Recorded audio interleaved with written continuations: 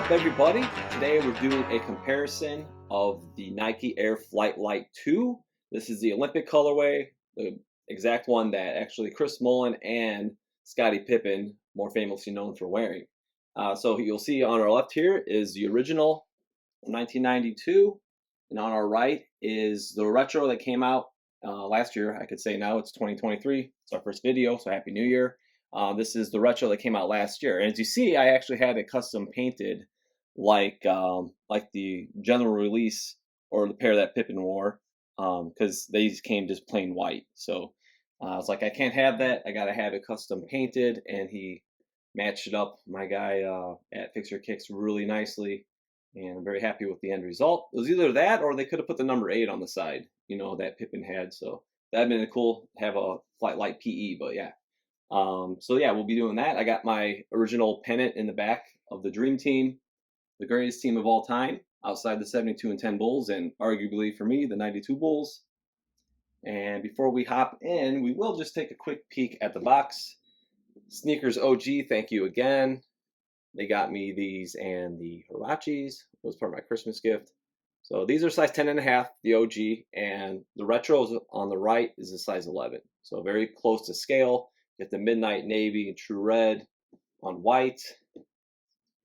And again, Nike's bringing back these silhouettes we've been waiting for since the 80s or 90s. 1992, we've been waiting 30 years. These came out last year. They're on sale now. They've been doing the retro boxes for the Air Max 90. And again, we're getting these generic smashed boxes. Why? Extra detail. We love it, okay? So yeah, we would like to get the, you know, I want the gray stripe again, don't you? You know, that'd be cool. So hopefully we get better details, better materials next time they come around. But it is nice that they did come back. And next we're going to hop into the comparison. Okay, so let's start at the front end here. And we see, as usual, from this stitching to this stitching to the width, the OG is definitely more narrow of a shoe overall. You have a sleeker toe box going down. The molding, it comes up. Hence I say the word banana toe. And this stays nice and low. You can actually see that this is a little wider too, where the midsole is. But that's the biggest problem. Like it should be like flatter, but you can't. You know, it's like you're trying to hold the shoe.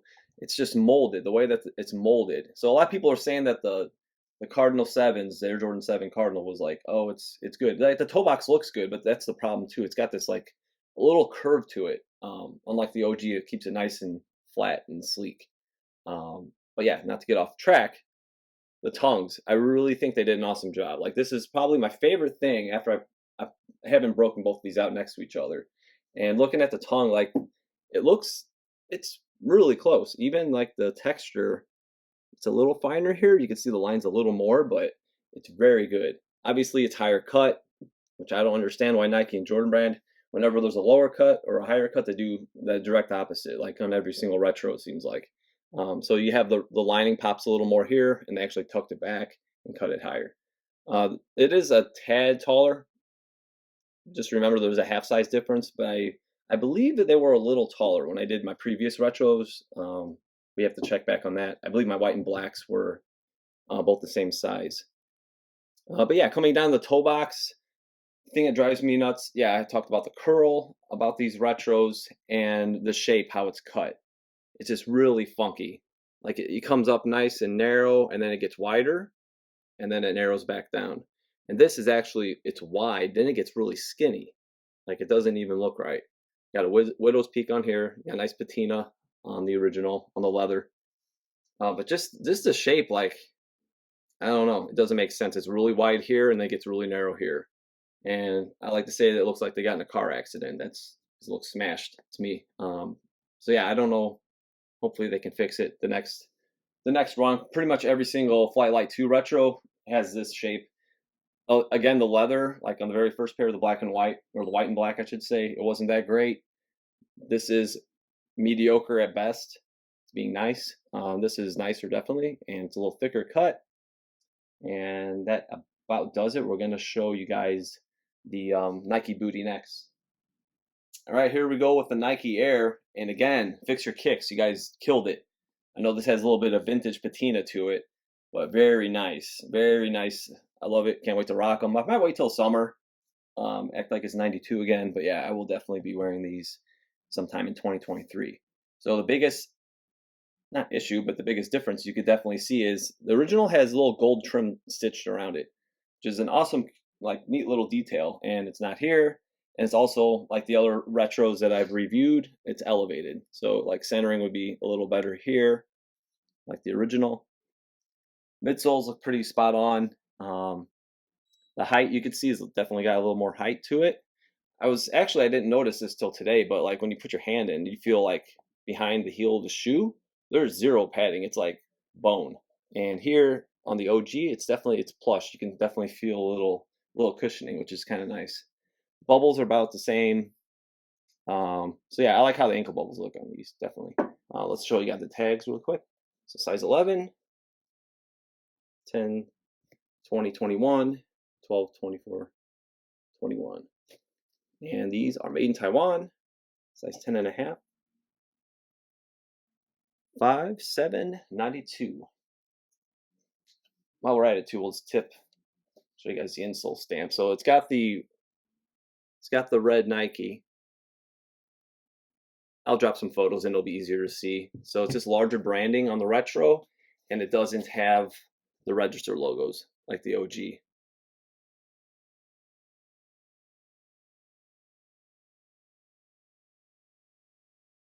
Yeah, the tongues you can see higher, how it's rolled back. You don't see the blue here. Just got a nicer shape to it. You know, the retros is the retro from the front and the back. It's kind of, you can tell it's a retro.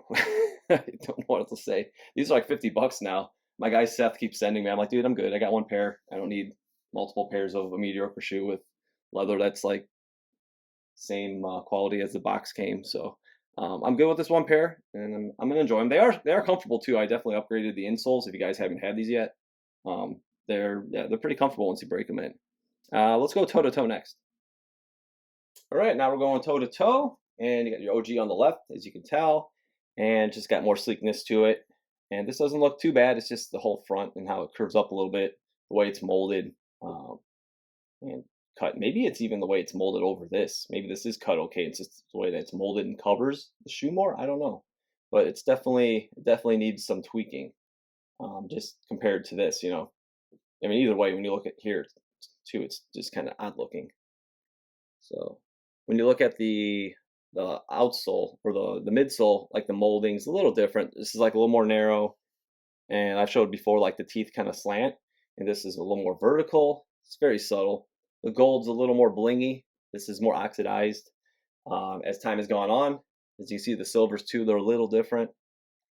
But just the panel layout, obviously, is just a little more sleek. The way it's angled down. The red's not bad. It's a little deeper on the OG. And another thing I love about the OG is just the length of the swoosh, starting from the back panel and coming all the way about the middle. And here it's just like it looks really short. And when you look at the OG, it's got more length to it. So again, yeah, these don't look too bad. It looks like it has a nice, more natural flow to the original as you look at that upper ankle bubble. Yeah, OG or bust when it comes to the toe box.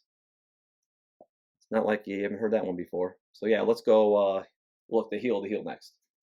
So as we noted about the midsole in the previous video or the previous bit, you could see there with this and the toe box, obviously just going in a different direction, so you guys can kind of see all the angles. I really like how like this just looks kind of, it's not as dramatic. Like this has a nicer flow to it. And you got the larger swoosh. Now that you have the ankle bubbles a little closer, you can kind of see the line a little bit more. This is kind of faint. I believe I've pointed that out on the previous two Flight Lite 2 videos as well.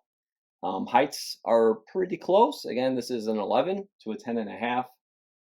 But yeah, side panels, you know, construction, feel, just the way it's built destroys this retro. But they are what they are. So let's look at the outsole next. All right, so we're looking at the outsole, and you see that the The font is a little thicker font, and it's really thinned out on the retro. Darker red, a little lighter. Even the blues are a little darker, written out on the OG. And another example of how we see basically this is a size 10 and a half to an 11, and it looks like definitely a one size up, right? So just I just had a guy message me about sizing on original Air Jordan 1s from 1985. He's a 13. He's like, do you think I could squeeze a 13? I'm like, no. Like, I would go definitely at least a half a size up. He said that the retro 85 is a little tight on him. So definitely, yeah, if you're going OG, definitely go a half at least if you guys are looking to rock some OGs, any model really. And the runner's even smaller. So but yeah, you can definitely see again that the OG is much smaller scale. All right, so that's going to do the review. I hope you guys enjoyed it. We had the 1992 Flight Lite 2 Olympic versus the 2022 Retro. And so moving forward, I'm going to try to remember, I'd like to just like give an overall rating of like how satisfied I am with this Retro, and then kind of hear feedback from you guys and see what you guys think. So it's like 1 to 10 scale, and for this Retro, I would give a 5 out of 10. So between the shape and the materials, details, even down to the box, like, no, let's try to just push for a better quality product and more details. I know people like the nostalgia of getting the vintage box too, when you get a pair of Jordans or a pair of Air Max 90s, whatever the case may be. So yeah, these came low on the scale, maybe kind of reflect on their clearance sales price on Nike.com right now. So, oh, also, it was no silver, no number 8. I wouldn't expect the number 8 because they can't even paint it silver. So, yeah, I'd say this is a very mediocre. I didn't mind spending $70 on it. So, yeah, hope you guys liked it. Subscribe. You can follow me on Instagram at OG or Bust, and we'll see you next time.